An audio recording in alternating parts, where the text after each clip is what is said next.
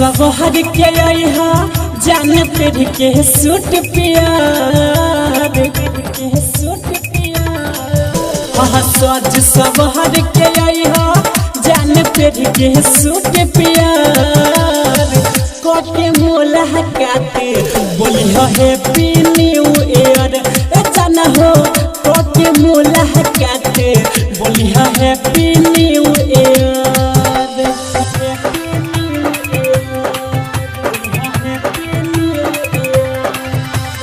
Music by DJ Umesh Shukipur बाजार।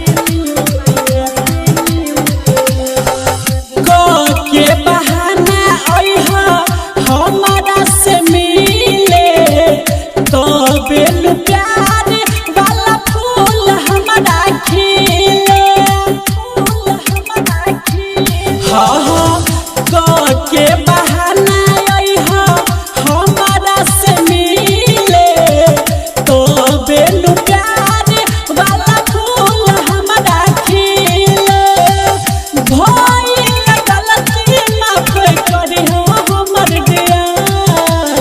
सज सवार के आई हो जान पेड़ के सूट प्यार कोके मोला काते बोली हो हैप्पी न्यू ईयर जाना हो कोके मोला काते बोली हो happy new year.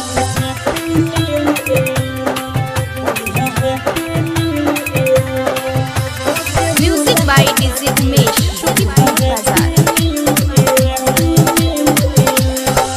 Writer Rahul Ramdev करी तोहर वेटिंग रही सलामत जोड़ी हमरे रहबू सेटिंग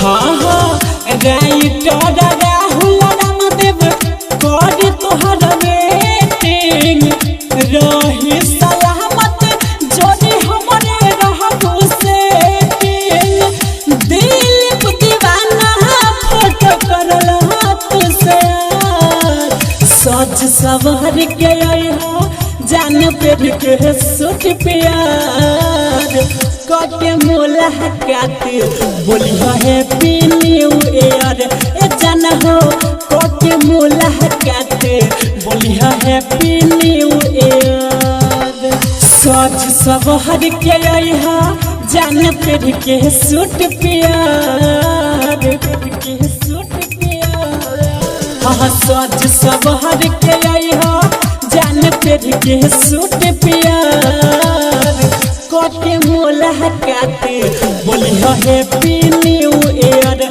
जाना हो कोके मोला काते बोली हो happy new year. Singh recording studio Musaharniya Nepal.